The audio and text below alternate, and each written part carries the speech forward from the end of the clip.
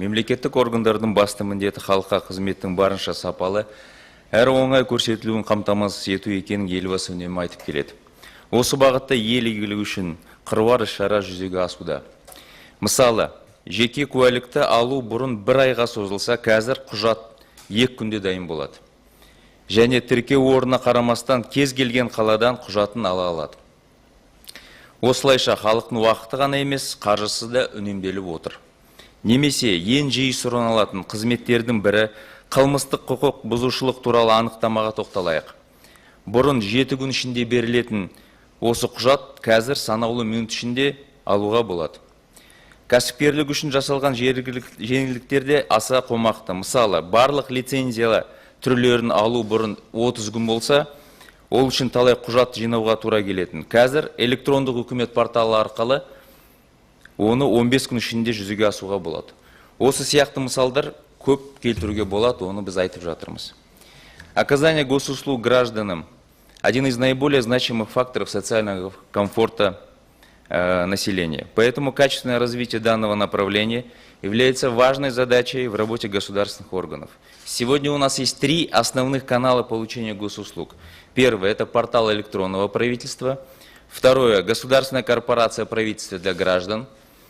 Третье – единый контакт-центр по вопросам оказания государственных услуг. Это телефонный номер 1414, который работает круглосуточно и по которому наши граждане могут узнать о состоянии своих документов, консультации о выдаче госуслуг могут получить. Сегодня в реестре государственных услуг, Бахшан Абдирович, насчитывается 739 наименований, из которых 530 можно получить через портал электронного правительства и госкорпорацию. В этом году на заседании межведомственной комиссии были рассмотрены 209 бумажных госуслуг, и 53 из них будут переданы в правительство для граждан дополнительно. Передача остальных 156 услуг пока нецелесообразна, но мы все равно эту работу продолжаем, смотрим, так как требует присутствие самого заявителя. Это получение специальных медсправок, пропуск на въезд и пребывание в погранзоне, учет граждан за границей, ну и так далее. Таким образом, до конца года 80% всех государственных услуг будут оказываться через электронное правительство и госкорпорацию. К настоящему времени, разрешите, я чуть подробнее остановлюсь. К настоящему времени инфраструктура электронного правительства полностью сформирована. Пользователями портала являются более 5,5 миллиона человек или 61% экономически активное население Казахстана. Через портал оказано более 147 миллионов электронных услуг. Общая сумма транзакций составила 23 миллиарда тенге. В основном это штрафы и налоги. Люди оплачивают через портал электронного правительства.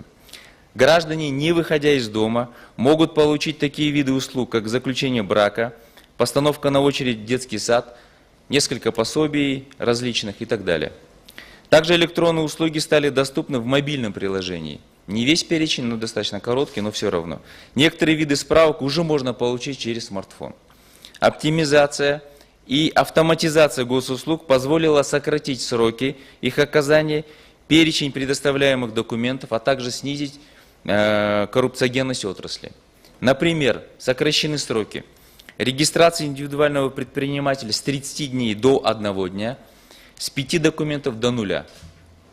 Постановки детей в очередь в детский сад с 3 дней до 30 минут. Выдача пенсионной справки с 2 дней до 10 минут. Работа в данном направлении будет продолжена. Кроме того, мы планируем активно внедрять так называемые композитные услуги, когда гражданин, подав одно заявление, получает несколько услуг одновременно. Приведу пример. При регистрации по новому месту жительства граждане автоматически снимаются с прежней прописки. Раньше для того, чтобы зарегистрироваться, необходимо было: первое, сняться с воинского учета по старому месту жительства; второе, выписаться в миграционной полиции; третье, встать на воинский учет, оплатить госпошлину в банке, и только после этого он регистрировался. Сейчас эта работа будет проделана автоматически. По поручению главы государства создана государственная корпорация правительства для граждан, которая объединила в себе 4 дирекции: Центры обслуживания населения, Центры по недвижимости, государственные центры по выплате пенсий, научно-производственные центры земельного кадастра. В госкорпорации внедрены стандарты ЦОН.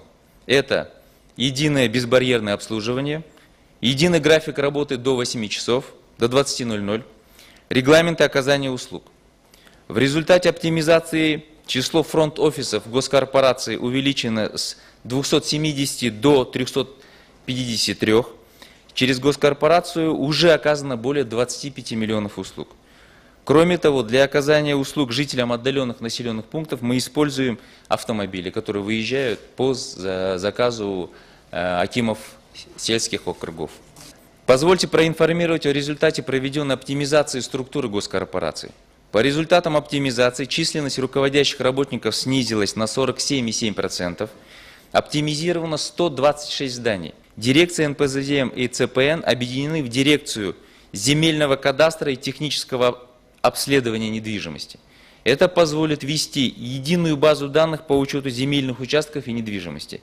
Как результат, упрощение услуги для граждан, сокращение затрат на сопровождение баз данных, повышение собираемости налогов. Хочу особо отметить, что доступность получения госуслуг является основной задачей работы госкорпораций. С этой целью правительство для граждан реализует услугу выезда сотрудников для обслуживания людей с ограниченными возможностями. То есть сотрудники ЦИОНа, сотрудники госкорпорации выезжают к людям. Также в госкорпорации трудоустроены 376 человек с ограниченными возможностями. Жестовой речи обучено 700 сотрудников. Эту практику мы продолжим. И каждый год будем принимать на работу не менее 10 человек с ограниченными возможностями. Отдельно хочу остановиться на специализированных центрах по регистрации транспортных средств и выдаче водительских удостоверений. На сегодня функционирует 12 спеццонов. Спеццоны представляют собой высокотехнологический комплекс по сдаче экзаменов на право получения водительского удостоверения. А автоматизированные электронные автодромы, оборудованные специальными датчиками, позволяют исключить человеческий фактор. В настоящее время уже выдано около 488 водительских удостоверений. В спеццонах оптимизирован процесс регистрации транспортных средств и выдачи госномеров с одновременной сверкой агрегатов. Выдано около 6 тысяч номеров повышенного спроса, так называемого, которые на сумму более 1,9 миллиардов тенге. Для удобства населения в спеццоне обеспечена деятельность медицинских работников, так называемая врачебная комиссия. Благодаря интеграции баз данных Комитета госдоходов и Комитета Адмполиции штрафы и налоги можно проверить и оплатить на месте. А время оказания услуг сокращено с 6 часов до 2. Вся перечисленная работа будет продолжена в рамках реализации новой государственной программы «Цифровой Казахстан». Құрметті Бақытжан Әбдірұлы, құрметті әріптестер, ел дамуының негізгі көрсеткіштерінің бірі халыққа сапалы қызмет көрсету.